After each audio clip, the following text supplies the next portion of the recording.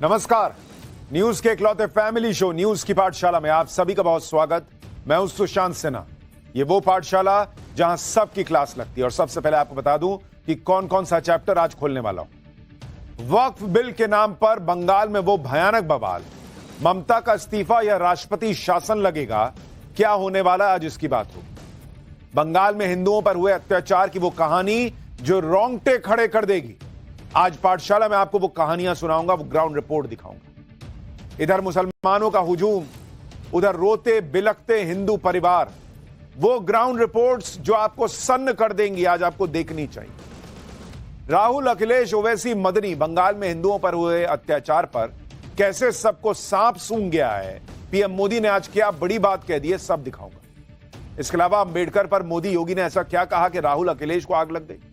शाहीन बाग से लेकर हर जगह अंबेडकर की फोटो लहराने वालों को झटका देने वाला चैप्टर भी लाया। आतंकी तहव्वुर के बाद पीएम मोदी का वो फोन कॉल जिससे हाफिज और दाऊद के होश उड़ गए हैं, आज उसका चैप्टर खोलूंगा। एक और गिरफ्तारी, एक और एक्शन। सब कहने लगे कि मोदी छोड़ने वाले नहीं है बॉस, आज ये भी आपको दिखाऊंगा। लेकिन सबसे पहले दिन भर की बड़ी खबरों का रिवीजन, उसके बाद पहला चैप्टर।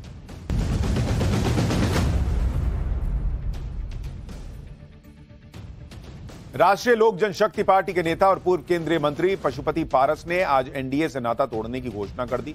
चिराग पासवान के चाचा पशुपति पारस ने कहा कि वो बिहार की 243 विधानसभा सीटों पर अपनी पार्टी को मजबूत करेंगे। एनडीए से नाता तोड़ने का ऐलान करने के साथ ही पशुपति पारस ने बिहार की नीतीश सरकार को दलित विरोधी बताया। अयोध्या में भव्य राम मंदिर ने आज एक और ऐतिहासिक पड़ाव पार कर लिया है। आज वैदिक मंत्रोच्चार के साथ राम मंदिर में गर्भगृह के मुख्य शिखर पर कलश स्थापित कर दिया गया। इस मौके पर अयोध्या में उत्सव का माहौल नजर आया और श्रद्धालुओं ने इसे ऐतिहासिक पल भी बताया। यूपी में अपराधियों के खिलाफ योगी की पुलिस का ऑपरेशन क्लीन जारी है। 3 अलग अलग मुठभेड़ों में पुलिस ने 7 बदमाशों को अरेस्ट किया है। पहला एनकाउंटर गाजियाबाद के भोजपुर में हुआ, जहां एक बदमाश अरेस्ट किया गया। इसके अलावा दूसरा एनकाउंटर सहारनपुर में हुआ, जहां आशीष त्यागी हत्याकांड से जुड़े 4 बदमाश अरेस्ट किए गए। इसके अलावा लखनऊ के पास मोहनलालगंज में मुठभेड़ के बाद पुलिस ने 2 डकैत गिरफ्तार किए। पटना में गंगा किनारे बना सीएम नीतीश कुमार का ड्रीम प्रोजेक्ट जेपी गंगा पथ विवादों में घिर गया है। 10 अप्रैल को नीतीश कुमार ने इसका उद्घाटन किया था, लेकिन 3 दिन बाद ही इसमें दरारें नजर आने लगी। इसके बाद इसकी क्वालिटी पर सवाल उठ रहे हैं। इस प्रोजेक्ट को 3831 करोड़ की लागत से तैयार किया गया। भारत दुनिया के उन देशों की लिस्ट में शामिल हो गया है जिनके पास दुश्मन के घातक ड्रोन को मार गिराने की तकनीक है। भारत ने 30 किलोवाट लेजर बेस्ड वेपन का सफल परीक्षण किया है। इस अचूक हथियार की खासियत यह है कि यह दुश्मन के ड्रोन को कुछ ही सेकंड्स में मार के गिरा देता है। तो यह हो गया दिन भर का रिवीजन। अब पाठशाला की पहली क्लास। वक्फ बिल के नाम पर बंगाल में वो भयानक बवाल, ममता का इस्तीफा होगा या राष्ट्रपति शासन लगेगा। बंगाल में हिंदुओं पर हुए अत्याचार की वो कहानी जो रोंगटे खड़े कर देगी। इधर मुसलमानों का हुजूम, उधर रोते बिलखते हिंदू परिवार, वो ग्राउंड रिपोर्ट जो सन्न कर देगी। और राहुल, अखिलेश, ओवैसी, मदनी बंगाल में हिंदुओं पर हुए अत्याचार पर सबको कैसे सांप सूंघ गया है। पीएम मोदी से लेकर बाबा बागेश्वर तक क्या कह रहे हैं, सबसे पहले इसका चैप्टर।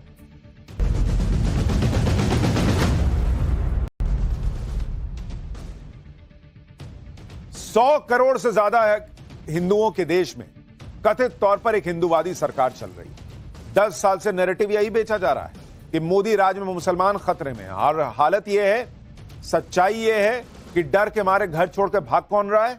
हिंदू। ममता बनर्जी के बंगाल में वक्फ कानून के विरोध के नाम पर मुसलमानों की भीड़ ने ऐसा तांडव मचाया कि हिंदू परिवार डर के मारे घर छोड़कर जान बचाकर भाग रहे। वक्फ कानून के खिलाफ शनिवार को जो हिंसा भड़की, उसमें हिंदू परिवार के पिता पुत्र को घर में घुसकर उनकी जान ले ली गई। हिंदू परिवार को टारगेट कर निशाना बनाया गया। और इस हिंसा के बाद से मुर्शिदाबाद में अल्पसंख्यक हिंदू परिवार वहां से पलायन कर रहे हैं। बंगाल से हिंदू परिवारों के पलायन की जो तस्वीरें सामने आ रही हैं, उसके बाद फिर से लोगों के जहन में वो 90 के दशक की कश्मीरी पंडितों के पलायन की तस्वीरें ताजा हो गई। कश्मीर में भी अल्पसंख्यक हिंदू पंडितों को इसी तरह से कश्मीर छोड़कर भागना पड़ा था। बंगाल के मुर्शिदाबाद से भागने वाले हिंदू परिवारों ने टाइम्स नाउ भारत को जो बताया, वो रोंगटे खड़े कर देने वाला है। पीड़ित हिंदू परिवार बता रहे हैं कि उन्हें पानी में जहर देकर मारने की साजिश की गई थी। ये खुद वहां के लोग बता रहे हैं। हिंदुओं के घर और दुकानों को आग लगा दिया गया। पति को छोड़ने के बदले इज्जत लूटने जैसी धमकियां दी गई, गले पर हंसिया रखकर धमकाया गया, घंटों हिंसा होती रही, पुलिस इन लोगों को बचाने नहीं आई। ये वहां के लोग, हिंदू खुद पीड़ित बता रहे हैं। सोचिए, वक्त कानून के विरोध में यह भयानक हिंसा उस जिले में हुई जो बॉर्डर से लगा हुआ है, जहां 8 अप्रैल और 11 अप्रैल दो बार हिंसा भड़की, पुलिस पर हमला हुआ। लेकिन पहले से वार्निंग मिलने के बाद भी बंगाल पुलिस मुर्शिदाबाद में हिंसा के तांडव को रोक नहीं पाई, और इसीलिए उस पर आरोप लग रहा है कि बंगाल पुलिस हिंसा रोक क्यों नहीं पाई, या जानबूझकर हिंसा होने दी गई। जैसा बीजेपी आरोप लगा रही है कि ममता बनर्जी ने अपने मुस्लिम वोट बैंक को खुश करने के लिए हिंसा होने दी, ये बीजेपी कह रही है। इस हिंसा पर टीएमसी नेताओं के जो बयान आए, बाप रे बाप, सुनिएगा तो शर्म से पानी पानी हो जाइएगा। और सबसे अफसोस की बात यह है कि इसी देश में फिलिस्तीन तक के मुसलमान के लिए छाती पीटने वाले नेता आज बंगाल के हिंदुओं के लिए एक शब्द नहीं बोल पा रहे हैं, नहीं निकल रहा मुंह से उनके। आज आपको दिखाऊंगा कि पीएम मोदी ने ऐसा क्या कहा है जिससे मुसलमानों के कथित रहनुमाओं को आग लग गई। बाबा बागेश्वर क्या बोल रहे हैं हिंदुओं के लिए, बंगाल कैसे सुलग रहा है, हिंदुओं के साथ क्या क्या हो रहा है, और ओवैसी से लेकर मदनी तक क्या क्या कह रहे हैं और क्या कर रहे हैं।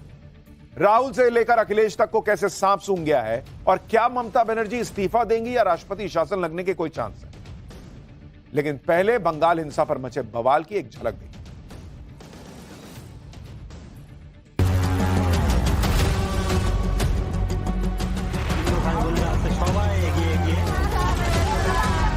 पश्चिम बंगाल में जन्म लिया है, हिंदू होकर जन्म लिया, ये पाप कर दिया है। बस हिंदू होना हमारे लिए पाप है, अभिशाप है, इसलिए हमारा इतना क्षति हो रहा है। लग रहा था हम मर ही जाएंगे वहाँ पे। तरह का मुस्लिम का दुकान है, नहीं तो कुटिया, और वहाँ पे हिंदू का दुकान है, उसके बगल में ही उसको लूटो। तो हमको बोल रहे हैं जे कि तुम्हारा इज्जत दो, हम तुम्हारा पति को भी भिक्षा देंगे, जान भिक्षा देंगे, ऐसा बोल रहे हैं।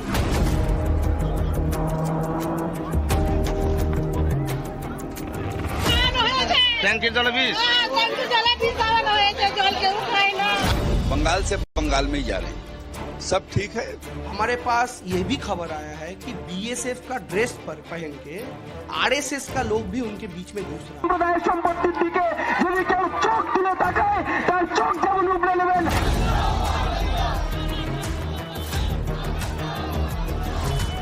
हम लोग सीने में कुरान और हाथ में संविधान लेके चले कि जिस दिन आ जाएंगे उस दिन घंटे भर के अंदर इसका इलाज भी करना जानते हैं।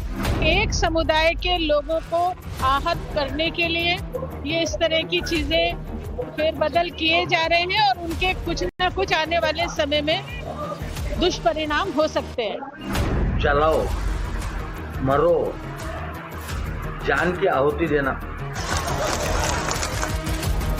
लाखों हेक्टर जमीन पूरे देश में है, और आज ईमानदारी से उसका उपयोग हुआ होता तो मेरे मुसलमान नौजवानों को साइकिल के पंक्चर बना करके जिंदगी नहीं गुजारनी पड़ती।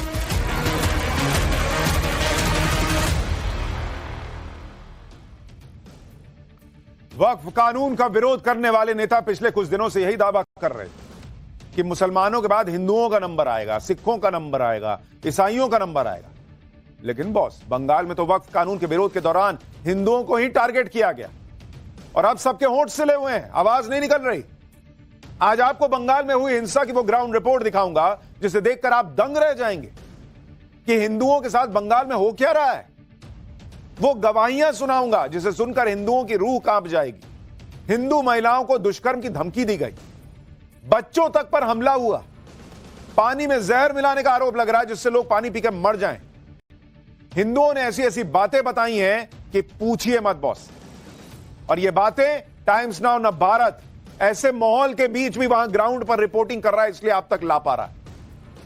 वक्फ कानून के विरोध में बंगाल को एपी सेंटर बना दिया गया, भड़काऊ बयानों का रेला लगा दिया इन लोगों ने, और ममता बनर्जी खामोश। ममता बनर्जी के मंत्री और नेता लोगों को एक तरीके से भड़का रहे हैं, जिसे देखो वो वक्फ के नाम पर कभी मोदी तो कभी सरकार को धमकी दे रहा है, और अब तो सीधे हिंदुओं को टारगेट कर रहे हैं।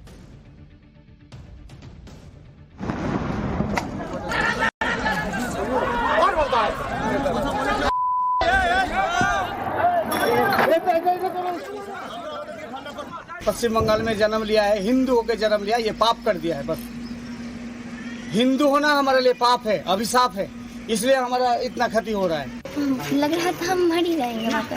पहले का मुस्लिम का दुकान है नहीं तो कुछ किया, और वहाँ पे हिंदू का दुकान है उसके बगल में ही, उसको लूटो।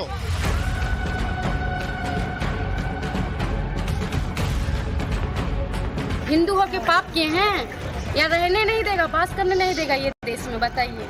छोटा छोटा बच्चा लोग को नहीं छोड़ रहा है। तो हमको बोल रहा है जे कि तुम्हारा इज्जत दो तो हम तुम्हारा पति को भी भिक्षा देंगे, जान भिक्षा देंगे, ऐसा बोल रहे हैं इनको। हिंदू के लिए सेफ नहीं है अभी, ये मिनी पाकिस्तान बन चुका है, ये मिनी पाकिस्तान बना दिया गया है। आदमी गिना नहीं जाएगा सर, इतना आदमी था गिना नहीं जाएगा। बंगाल के मुर्शिदाबाद में जो हिंसा हुई उसमें जानबूझकर हिंदू परिवारों को निशाना बनाए जाने का आरोप लग रहा है। बीजेपी के नेता लगातार सोशल मीडिया पर वीडियो अपलोड कर रहे हैं जिसमें आरोप लगाया जा रहा है कि मुर्शिदाबाद में हालत बेहद खराब है। बंगाल में हिंसा के दौरान 3 लोगों की मौत भी हो गई, जिसमें वो पिता पुत्र भी हैं जो अपने घर में हिंसक भीड़ को घुसने से रोक रहे थे, लेकिन हमलावरों ने घर का दरवाजा तोड़ दिया और पिता पुत्र की हत्या कर दी। हमारी टीम ने हिंसा में मारे गए पिता पुत्र के घर जाकर जो कुछ महसूस किया, आप देखिए एक बार क्या हालत है वहां पर।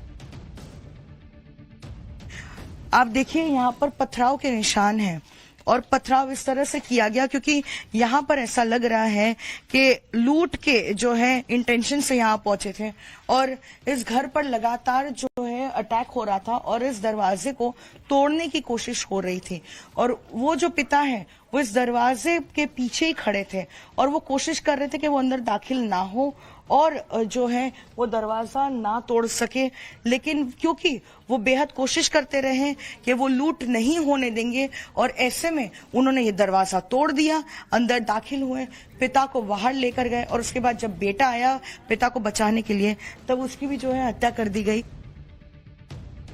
कोई बताए ना बॉस, इस घर में बैठकर क्या वक्फ संशोधन कानून लिखा गया था जो घर को तोड़ रहे हो? वो पिता और पुत्र ने क्या वक्फ कानून पास कराया था क्या जो उनको मार रहे हो? हिंदुओं के घर तोड़कर हिंदुओं पर हमला करके वक्फ कानून क्या हट जाएगा? क्या मैसेजिंग है ये? वक्फ कानून के विरोध में मुस्लिम समुदाय का गुस्से की बात तो एक बार भी कोई समझ सकता है कि चलो भाई आपको बात पसंद नहीं आ रही, लेकिन उस गुस्से के चक्कर में हिंदू परिवार को क्यों टारगेट कर रहे हो भाई? क्या यह हिंसा मोदी शाह को मैसेज है कि बंगाल में वक्फ कानून थोपा तो हिंदू नहीं बचेंगे? क्या और करना चाह रहे हो आप? इस तरह के सवाल लोग पूछ रहे हैं। मुर्शिदाबाद के धुलियान गांव में हिंदू परिवारों को जमकर निशाना बनाया गया। स्थानीय लोगों का आरोप है कि गांव में हमलावरों ने भाई साहब कुछ नहीं देखा, इससे तोड़फोड़ की है। घरों पर बम से हमला किया गया, आग लगाई गई और जो कुछ मिला उसे लूट के चले गए। आज की तारीख में स्थिति यह है कि मुर्शिदाबाद के धुलियान गांव में कई लोग पलायन कर चुके हैं। भाई लोग ताला लगा चले गए, कौन रहेगा वहां पे? उनको गारंटी नहीं है भाई कब भीड़ आएगी, कब मार मुर के चली जाएगी। वो क्या करेंगे भाई? ताला लगाया छोड़ के चले गए। आप देखिए वहां से ग्राउंड रिपोर्ट देखिए नवभारत की। दिखाते हैं इस गांव में अब कोई भी नहीं है या फिर कह सकते हैं कि न के बराबर लोग रहते हैं। आप देखिए यहाँ पर आज भी निशान है किस तरह से आगजनी की गई थी, चीजों को तोड़ा फोड़ा गया, इस घर पर जो है हमला किया गया। देखिए ये प्लास्टिक जो है पूरा जलकर खाक हो चुका है और स्थानीय लोगों का कहना है कि बम फेंके गए थे और इन घरों में जो है पूरी तरह से आग लग गई। आप देखिए ताला है, यहाँ पर कोई भी नहीं है, पूरा सामान बिखरा पड़ा हुआ है यहाँ पर और जो है हर कोई या तो अपने किसी रिश्तेदार के घर चला गया या फिर कोई ऐसी राहत शिविर में शरण लेने के लिए पहुंचा, लेकिन हर कोई जो है यहाँ पर अपने घर को छोड़ के जा चुका है। देखिए किस तरह से एक और घर पर ताला है। यहाँ पर घर वाले जो है ये हिंदू परिवार घर छोड़कर जा चुका है और उसके बाद एक और परिवार देखिए यहाँ पर भी है जो ताला लगाकर इस कमरे को छोड़कर जा चुका है। देखिए यहाँ पर भी किस तरह से ताला लगा हुआ है। चारों तरफ लोग अपने घरों को छोड़कर इस दहशत में जो है वो जा चुके हैं। यहाँ पर भी एक घर है जिसमें ताला लगा हुआ है।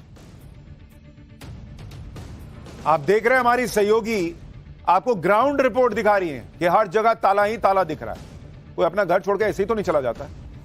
सोचिए कितना अनसेफ फील हो रहा होगा उनको, कितना डर लग रहा होगा कि बाप रे बाप बचेंगे नहीं, चलो यार निकलो यहां से। यह है बंगाल का हाल। मुर्शिदाबाद में हिंसा के बाद लोगों ने जो भी थोड़ा बहुत सामान हाथ लगा उसे उठाया और सुरक्षित जगहों की तरफ चल दी। आप तस्वीरें देखिए, नाव के सहारे लोग नदी पार करके पड़ोसी जिले मालदा जा रहे हैं। तस्वीरें हिंसा के ठीक बाद की बताई जा रही हैं, जिसे बीजेपी नेताओं ने सोशल मीडिया पर शेयर भी किया। मुर्शिदाबाद से पलायन करने के बाद हिंदू परिवार मालदा पहुंचे हैं, जहां एक स्कूल को राहत शिविर में बदल दिया गया। राहत शिविर में ये सभी हिंदू रहने को मजबूर हैं। वापस अपने घर कब जा पाएंगे कुछ पता नहीं। राहत शिविर में महिलाओं ने ऐसे खुलासे किए जिसे सुनकर आपका कलेजा कांप जाएगा। महिलाओं ने बताया कि हमलावरों ने उनकी इज्जत के बदले परिवार के लोगों की जान बख्शने की शर्त रखी कि अपने पति को बचाना चाहती हो तो अपनी इज्जत लूटने दो। धमकी दी गई कि अगर पति और बच्चों को बचाना चाहते हो तो वो करो जो हम कह रहे हैं। यह सब हुआ है बंगाल में, लोग खुद कह रहे हैं। और यहां की मुख्यमंत्री एक महिला है, लेकिन इस पर किसी का खून नहीं खौलेगा। बंगाल की हिंसा पर इंडी गठबंधन खामोश है। फिलिस्तीन के मुसलमानों के लिए छाती पीट देने वाले नेताओं के एक ट्वीट नहीं दिखेंगे आपको इस पर अपनी छाती पीटते हुए। किसी को भी इन महिलाओं का दर्द ना तो सुनाई दे रहा है ना दिखाई दे रहा है। लेकिन हम आपको बंगाल के हिंदुओं के दर्द की हर तस्वीर दिखा रहे हैं। मालदा में किस हालत में पलायन करने वाले हिंदू परिवार रह रहे हैं, जरा ग्राउंड रिपोर्ट देखिए। कम से कम 120 से ज्यादा हिंदू परिवार ऐसे हैं और कई सैकड़ों की संख्या में उनके सदस्य जो है वो मुर्शिदाबाद के धुलियान के अलावा इसी तरीके से पलायन करते हुए अब मालदा जिले में आ पहुंचे हैं।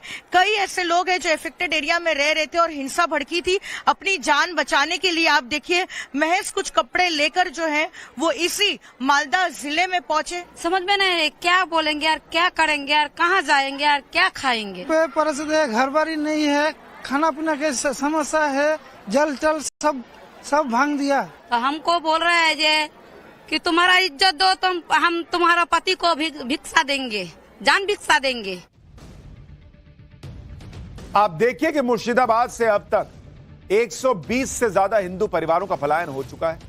करीब 500 हिंदू हिंसा के बाद पलायन कर चुके हैं कहा जा रहा है। सभी हिंदू मालदा के राहत कैंप में रहने को मजबूर। दावा है कि 200 हिंदुओं के घरों को जलाया गया है। हिंदुओं के घरों पर बम से हमला करने का भी आरोप लग रहा है। गांव के तालाब में जहर मिलाने का भी आरोप लगा है। स्थिति यह है कि मुर्शिदाबाद के लोगों को अब ममता सरकार और पुलिस पर भरोसा ही नहीं रह गया ढेले भर का। लोग राष्ट्रपति शासन लगाने की मांग कर रहे हैं। सोचिए बंगाल का हिंदू कितना डरा हुआ है कि भैया कह रहा है कि राष्ट्रपति शासन लगा दो ताकि हमारी जिंदगी बच जाए। सुनिए। हम लोग राष्ट्रपति शासन चाहते हैं। यहाँ अराजकता चलता है, यहाँ गुंडागर्दी चलता है। चाकू छुरी लेके घर में घुस जाके मार रहा है। हम लोग क्या करेंगे, कहाँ जाएंगे हम लोग, बताइए। हम लोग इसका इरादा ही ऐसा ही है। हिंदू लोग है, इसको मारो पीटो लूटो जो भी करो। जब भी कोई जुलूस होता है शुक्रवार नमाज के बाद इधर आतंक फैलाना जाता है। सारे घर जला दिए गई है, सारे दुकानें जला दिया गया है। हम लोग यहाँ रहे या ना रहे, क्योंकि हम लोग यहाँ माइनॉरिटी है। हम लोग यहाँ चाहते हैं अगर शांत रहना है तो बीएसएफ कैंप एक परमानेंट रहना चाहिए। 4 घंटे तक यहाँ पर तांडव चला है और यहाँ पे पुलिस स्टेशन जस्ट 200 मीटर की दूरी में है। हम लोग को सुरक्षा चाहिए और कुछ नहीं चाहिए। हम लोग यहाँ पे एकदम सेफ नहीं है। ট্যাঙ্কের জলে বিষ আজকে দিয়েছে খেয়ে ইয়ে হয়েছে খেয়ে বুঝতে পেরেছে।